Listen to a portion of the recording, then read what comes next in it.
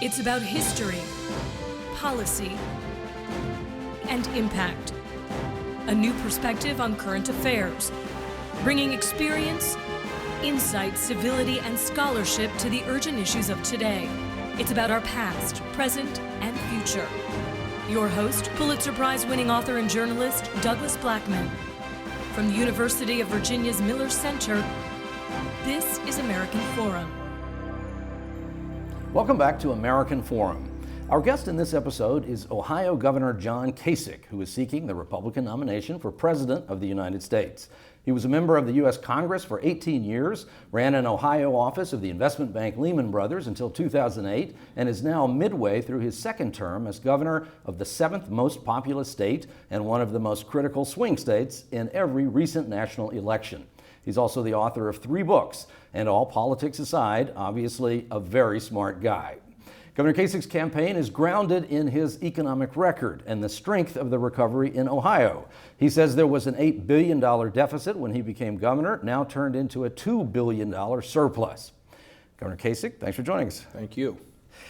So we're finally at the part of the presidential campaign when the people get to be involved, not just the media and the candidates. Yeah. And so far we've had 2 primaries and a caucus. You did quite well, surprisingly well to a lot of people in New Hampshire, not as well in the other places, but in South Carolina you kind of came from nowhere and had a little surge there at the end. But now it's a couple of weeks away before you get back in your home territory of Ohio and the Midwest, and in between a gauntlet of southern primaries that look a bit like South Carolina, many of them. Are you going to make it to Ohio, and are you going to win the nomination, and how are you going to do it? Well, first of all, we do have an election coming up here. It'll be on March the 1st, and it'll include places like Vermont, Massachusetts, Virginia, where we think we can do well here in Massachusetts, and a number of other states. And look, the business is staying in here and being able to accumulate delegates. I don't have to win every place. I just have to stay in. And then we're going to get deeper south to places like Mississippi, which I'm really excited about. Of course, coming up soon, Tennessee and Georgia. We have people all over in all of these states. And at some point, it turns north. It goes to Illinois and Michigan, Ohio, Pennsylvania, New Jersey, New York, Connecticut. Honestly, I don't even know all the sequence because I'm a candidate. And I have people around that think about the primaries. And frankly, I just get on my bus and I drive around, and half the time I don't even know where I am. They just tell me, okay, get off. We stop, get off the bus and go talk. But what's interesting now in this election is for at least a solid year, I was completely ignored by the media. I think people thought my name was governor of Ohio because Kasich was too hard to say. But now what's happening, particularly because of New Hampshire, I'm now coming out into the light, and look, I'm the last governor standing. There were 16 people in the race. They all said I wouldn't even get in, and now I'm one of 4 or 5 standing. So it'll give me a chance to be heard, which is what I've always asked for. Are you the moderate in the race? Well, it's very interesting. I think the answer to that question, of course I'm not a moderate. I've been a conservative all my life, and when you talk to people that have known me over the years and they call me a moderate, including the press, they burst out into laughter. Look, you tell me, who has been for a stronger defense yet reformed the Pentagon at the same time? Who was involved in trying to pass that welfare reform, which we finally got? I took it through my committee into the House. I fought for 10 years of my life to balance the budget, to shrink the government, to cut taxes on risk-taking, investment, capital gains, a family tax credit. And when I left Washington, we were booming jobs. We had a balanced budget 4 years in a row. We paid down $500 billion of the national debt. And then I go to Ohio, where we're $8 billion in the hole, 20% of our operating budget. I've cut taxes by $5 billion, more than any governor. We're reforming welfare. We've balanced the budget to the point where we're now running a $2 billion surplus, and we've gone from a loss of 350,000 jobs to a gain of 400,000. And I've been one of the most strongest advocates of school choice. But here's the thing. I do have a heart for people who live in the shadows. I do think that when you have economic gain, you shouldn't leave anybody behind.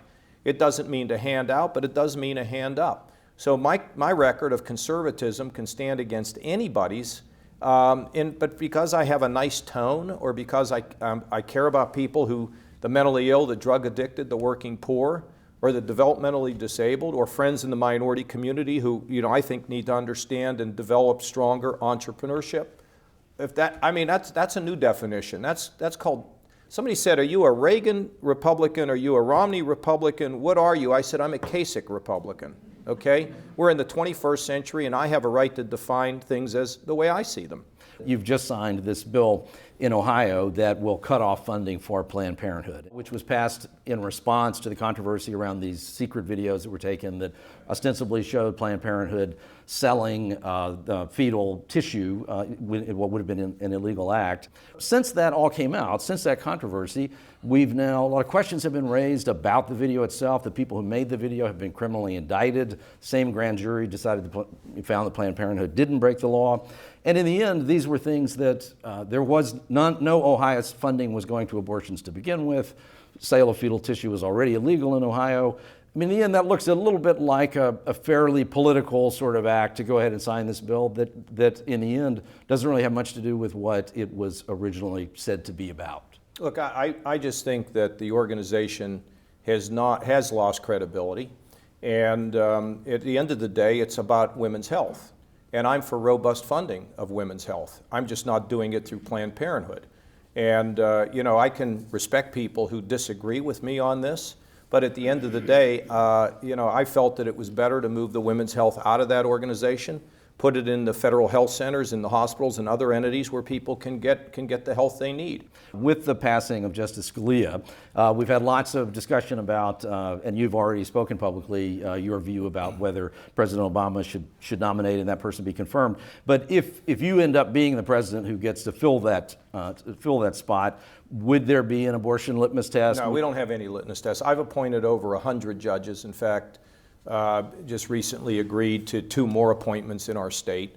I also was involved in appointing a woman, turns out a woman, to the Ohio Supreme Court, and we don't have litmus tests. I want to know, are they conservative? Are they going to make law or interpret the law? Because I want them not to make law. And secondly, are they, have high character and beyond reproach? Another issue that we're deeply polarized about and that the news has brought back up to us again was we had another mass shooting just in the last few days, 6 people dead. You also talk on this issue a lot about a crisis in healthcare and the need to... Mental health. So in our state, we expanded emergency beds. We are in a position of where we now have the resources on mental health. And if you look at these shooters, if you look at all of them, there basically is a string that attaches all of them, and it is the issue of mental illness. And the country ignores it. And you know why the country ignores it? Because there is no lobbyist for the developmentally disabled or the mentally ill. So when legislatures have to make tough decisions about what, resources, they just run right over those people.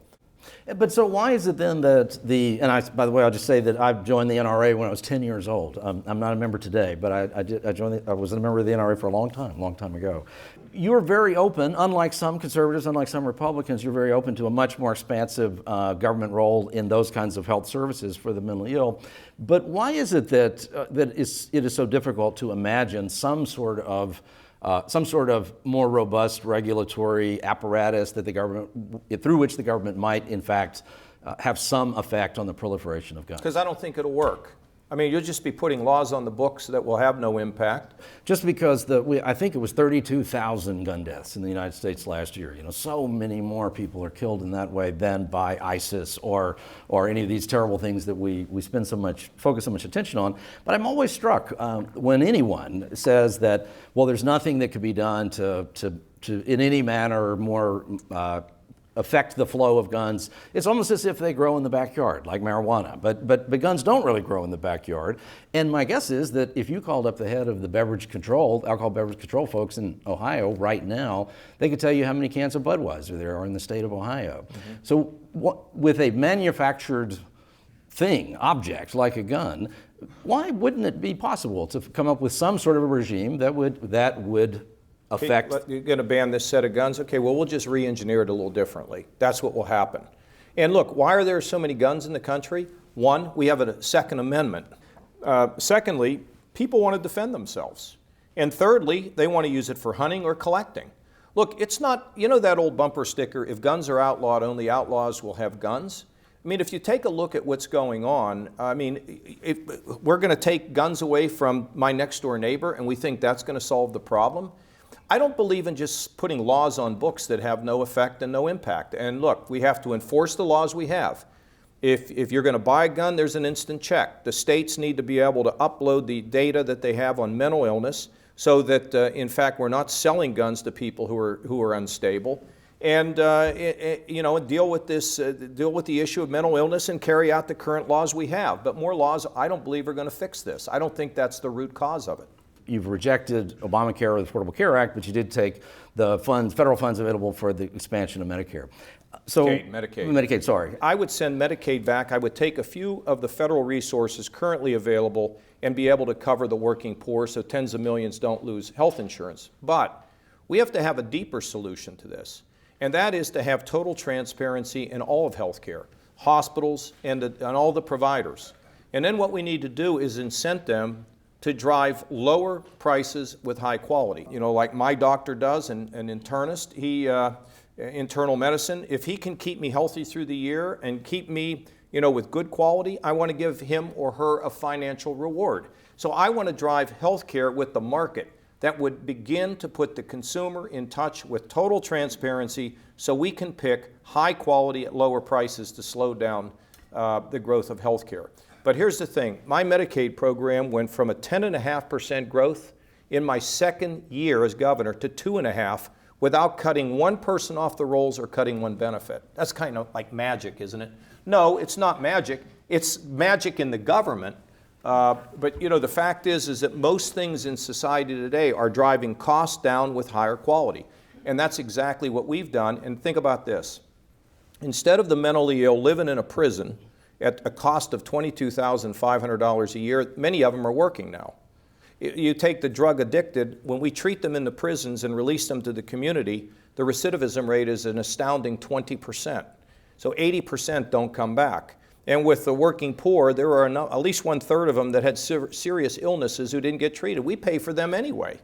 But if the program that you're undertaking, the approach that you've taken in Ohio, is working as well as you say, and it sounds like it is, just to push back a little bit on this idea that that this would work better if every state was able to make their own decisions, wouldn't it make sense to just take this successful Ohio model and that become a national model? No, because what we know is whether it's welfare, education, programs for the poor, or infrastructure, let's get it to the states where it belongs so we can innovate, so that we can begin to drive the kind of change we want. Because Washington's too big. It's a dinosaur. It's too big and it's not responsive. So the more I can move things out into the states, and as a president, be able to travel to the states talking about the innovations that are occurring across the country, I mean, that's excitement. But so if you were president and you were undertaking exactly what you just described, pushing these dollars back to the states and freeing them to be innovative, would that simply be essentially a block grant? Here's the money, or would there be with healthcare? With the healthcare, it's a little bit different because it depends on the population you have, and each population is different. But there'd be guardrails. I mean, you're not going to take Medicaid money and pave roads. You take Medicaid money, you treat the population you're supposed to treat. But let's take education. When I grew up, or you take this great town we're in today, nobody waits on a person on a white stallion to gallop in and fix all of our problems. A big part of the American spirit rests in our neighborhoods with our people, doing their job, the teacher dedicating their life, the nurse putting in more time, the kid down the street that helps the lady who's widowed to be able to do some things that she can't do for herself. It's a lot of things about us as communities and people hanging together to lift ourselves up, while hopefully the people in Washington can straighten out the mess and give us some jobs. To me, it's both. It's not just responsiveness in a faraway place like Washington, but it is what we do in our homes with our families and our neighbors and our communities. There is an argument to be made that the collapse in care for the mentally ill actually began in the Reagan era when there was a big movement to say people shouldn't be in these government-funded institutions. And lots of people ended up on the streets who were mentally ill. The idea that we would move them out of institutions into the community is absolutely the right thing to do. We're trying to do that with the developmentally disabled right now, so that they can live there together and be in a position of where they can work and grow old. And where their parents are secure in the knowledge that they're okay. The problem is we never funded the programs. I mean, you know this. If you are weak in our society, people run over you. And it is only the Jewish and Christian ethic that underlays our culture, our society, our nation that says, wait a minute, Do not run over the widowed, the poor, the neglected. It's at your risk if you do that. And so I do believe that community is the answer here, but they've got to have some resources. Why not Judeo-Christian Islamic? I mean, why those two Well, faiths? that's not who the U.S. is fundamentally, but we want to have our Muslim friends involved in the fabric of our country. You're not going to, like, say, if it's a religious test, you can't come into our country. And look, I've actually suggested that we revive both our ability to project to the world who we are, and I don't believe it ought to just be Western values. Those moderate Muslims, Arabs that want to contribute to talk about civilization, society, the role of, in a rising role of women, education. We want everybody in the civilized world to begin to talk to those who represent fundamentally a culture of death to the West, or a culture of death to civilization, to stand up and speak out. But look, let's not be confused. We're fundamentally based on the Jewish and Christian principles, but everybody's welcome in America. Another topic that you've expressed your opposition to, I guess the right word, but is gay marriage, your disagreement with the Supreme Court ruling on gay marriage, but also saying that that's not something that needs to be relitigated or addressed further. And in fact, interestingly, at least at one point, you specifically said we should move on to working on other more urgent things rather than relitigating that, one of which is healing the division between the races in the country in terms of all the turmoil of the past couple of years. I just believe that everybody ought to have a sense that they can rise. And there are a number of people in the community who think the government doesn't just not work for them, but works against them. That's not healthy in our society. In my state, we brought a very liberal Democrat who's done a fantastic job. She's a strong partisan, a woman state senator who headed a task force with my head of public safety who used to run the highway patrol. The two of them convened meetings with religious leaders, community activists, law enforcement, and have come up with a series of recommendations to help build trust in the community so that the community understands the challenges of police and the police understand the challenges of community. So we now have a statewide regulation on the use of deadly force, on hiring and recruiting practices inside the police agencies across the state, and now an ability to bring people like this, whether it's dinners, lunches, rides in the car. Let's do that. And then on top of it, we've reformed the Cleveland Public Schools. I work with the African-American Democrat mayor of Cleveland, who's really a terrific guy. I say that more than he says that about me. No, we're actually our friends, and we trust one another. And we fixed those schools, and we've actually been able to pull out our set-aside, which gives minority opportunity to get 15% of all state business. And we've also eliminated the box where if you're a felon, you're a kid, you're 19, you broke into somebody's dorm room and stole their stereo, and now you're a felon. You put your time in, you pay the price for that, but you can't get a job, cutting hair for the rest of your life. So we have eliminated this business of collateral sanctions. With the demographics of the country changing in the way that they are, the Republican Party is imperiled if it isn't able to begin attracting more non-white voters to actually support Republican candidates. Why is it, do you think, or why would you say is it, that African Americans, even today, remain so disinterested in the Republican Party? I can't speak for anybody else, but I received 26% of the African American vote, which is kind of like earth-shaking. We've now started mentoring programs in the state. If you are a business and you want to mentor, adopt a school and mentor them with a faith-based or a value-based organization, we will, for every dollar you spend to train people, we'll spend $3. Here's why I did it. In Cincinnati, in the public schools, there's a 63% graduation rate, is what I've been told. But in one high school where Western and Southern Insurance and some other businesses go in, they spend an hour a week for a year. The graduation rate is 97%. Okay, so I believe that mentoring works, and telling kids about what can be, about their future, about how they can be what they want to be is so important with our young people. And not just young people who are poor, but young people who are rich. In Ohio, those rates have gone down. The unemployment rate is now under 5% in Ohio and steadily come down, particularly during your second term. Nationally, it's also come down to 4.9%. And is also the lowest it's been for African American males in a very long time. It's not good enough. None of it is good enough. And look, you've written a book on the problem of segregation. You're writing another book on the impact of schools. if there's anything we need to fix in this country, it's the K through 12 education system to make it flexible, to make it dynamic, to get kids excited about what they want to be by allowing them to have real world experience so they can understand the purpose of learning, to do the mentoring programs, to keep kids drug free. Stop waiting for Washington to do this. Go to your school board. Run for school board. Make a change. Don't wait for somebody else. And you know what? You know this.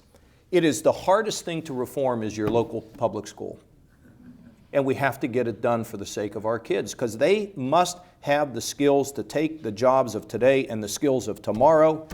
And many times they don't have those skills. But isn't there also a little bit of a contradiction in this idea that the way to make government work the best is to push it out to the states and localities, but then here school boards are the most local kind of government we have, and we are uniformly unhappy with them? Well, but the difference is, try to fly to Washington and talk to a guy or a woman in the Department of Education. You can't even get in the door. In a recent debate in South Carolina, Donald Trump rather controversially attributed 9/11 to the George W. Bush administration. Very succinctly, do you agree with that? No. Okay. I served on the Defense Committee for 18 years. And I also was called into the Pentagon by Secretary Rumsfeld after 9/11. And I was able to lead technologists in and out of the Pentagon for 2 or 3 years. And the key to national security is got to rebuild the defenses, but reform that Pentagon, because it is really inefficient, and they waste so much money. I mean, I found the hammers and the screwdrivers along with a few other people that cost tens of thousands of dollars.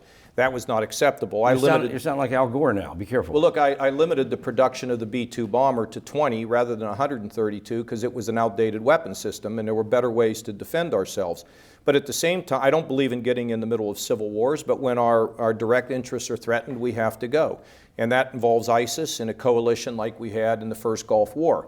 But civil wars are a prescription for a long, drawn-out, bloody, costly situation that we should not be in. Russia, tell Putin, we're arming the Ukrainians. You attack NATO, you're attacking us. The Chinese, let me tell you, stop the cyber attacks because we will come back at you. You don't own the South China Sea. And we don't need to make these people into enemies. We don't need to rattle sabers, but we better be firm about who we are and what we believe so that our allies can begin to trust us. Whether this is about national security or something else, I think we've already. This is really fun, by the way. Good. God, we're really covering. It's like speed dating. We're covering a lot of things here. You know. Speed dating. Be careful of who else you have at this table. I mean, I'm not sure how they'll do. Well, that was a. That's not a hit on anybody. I'm positive. Of course not. Absolutely not. Going into your presidency, should that come to pass, you're aware, I think, that we have a special project here at the Miller Center called First Year that is all about looking at the first years of presidencies and identifying where presidencies go wrong, where they make good decisions. And we'd be happy to tell you more about that. But as you look forward and you try to imagine your first year as president, if you were going to name 2, 3 things that would be the very highest and hardest things you would have to do at the very beginning of your presidency, what would they be? Well, I'm not thinking about the first year. I'm thinking about the first 100 days. You don't have a year. You've got 100 days. What would I do? Freeze on all federal regulations for 1 year except for health and safety. I would force the Congress to vote on any regulation over 100 million, and the Vice President of the United States, instead of just going to funerals, is going to unravel federal regulations. I believe the last time that an Ohio governor was elected president was William McKinley in 1896. And that was a pivotal election in American history and the beginning of really kind of a 30-year war in American politics between differing views that are a little bit like the sorts of polarization that we have in the country now. Part of it is to be patient with people. It's one of the things you learn with experience being an executive. Sometimes you just want to knock the pieces off the chessboard. And when you do it, the game is over. But if you stay patient and you look for the good in people, and you encourage them, and you forgive them for things that you think were transgressions or whatever, you're better off. And I think it's tone, I think it's maturity, it's experience. In politics, we're always forced to take a position, and we have to be patient with people who don't always take the same position that we take. And you know what? Life's short. Live as best you can. And isn't it great that I have a chance to talk about these things, and maybe, just maybe, it will influence somebody in a positive way. Well, Governor, good luck to you. Thank and you. No matter what happens, let's hope that the kind of civility and empathy that you've expressed today becomes a bigger part of the conversation the whole country is a part of. Thank you very much. Okay. Ohio Governor John Kasich. We hope you'll join this conversation on the Miller Center Facebook page or by following us on Twitter at Douglas Blackman or at American Forum TV or at John Kasich. Send us a comment, watch other episodes, download podcasts, or read a transcript. Visit us at millercenter.org American Forum. I'm Doug Blackman. See you next week.